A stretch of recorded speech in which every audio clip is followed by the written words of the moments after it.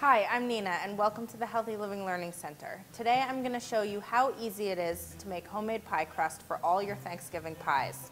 When you're making pie crust, there are a few really important things to remember.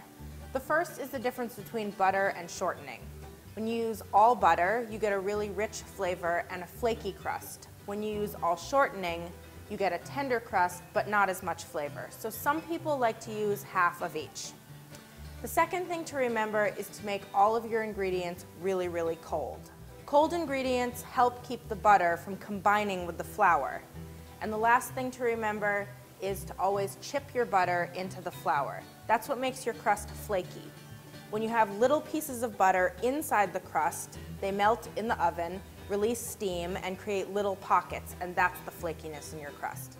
So here's what you'll need to get started.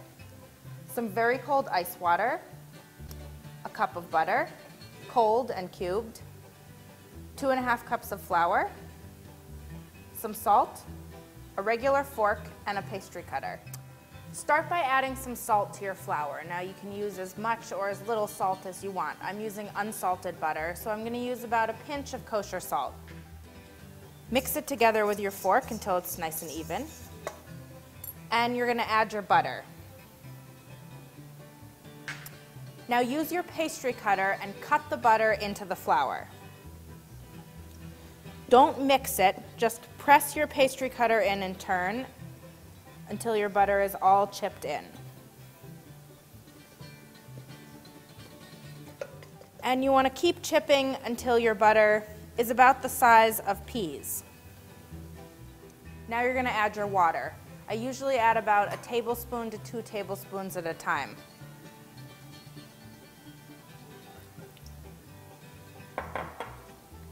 And using the rounded side of my fork, I'm going to pull the dough to one side of the bowl and press it into itself. And I turn my bowl and I bring it to the next side.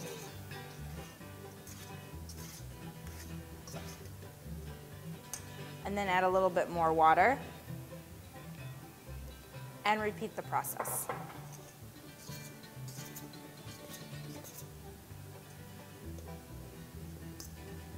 When your dough starts to hold together in really firm chunks, you can use your hands at the very end just to bring it together.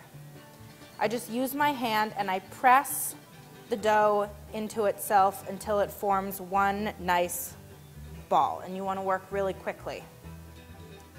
When you have your ball of dough, put it into a plastic bag, place it into your refrigerator, and let it rest for at least 1 hour.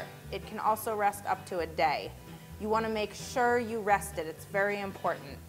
When you're ready to make your pie, take it out of the fridge, roll the crust into sheets, and make it into a beautiful Thanksgiving pie.